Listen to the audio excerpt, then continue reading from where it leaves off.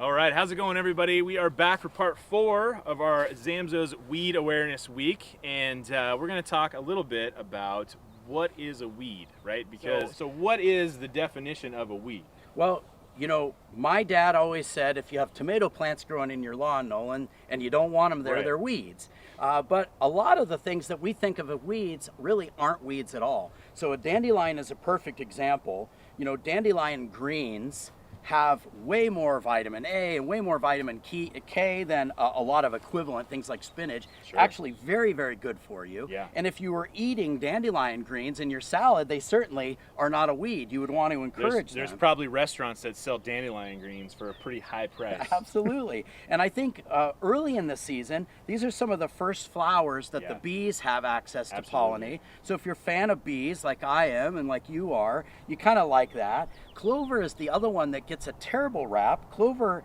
is actually a nitrogen fixing plant. And for probably the first 40 years that Zamzows was a company, our grass mix for this valley actually had white Dutch clover included into it. No way. Because this clover actually feeds the rest of your lawn. Yeah. Plus it's low growing, it doesn't need a lot of water, Yeah. you know, it doesn't have any billbug or anything like that, plus it attracts the bees. Right. And so there's a lot of people now in the valley that are just saying, you know, I don't know if I necessarily want to kill out clover just because it's a round leaf instead of a vertical. Exactly, And you know, whether your neighborhood will allow you to do that or not, it's not a fight Right. that we're going to have on your behalf, but it is worth thinking about.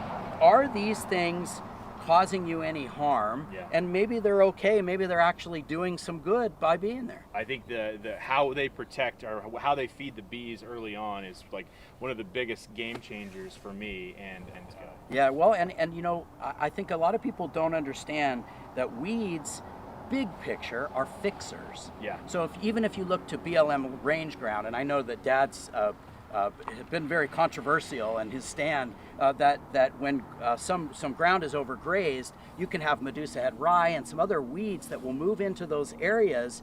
They are trying to balance that soil. Yeah. They've got deep root systems and they're pulling nutrients up to replace the things that have been overgrazed.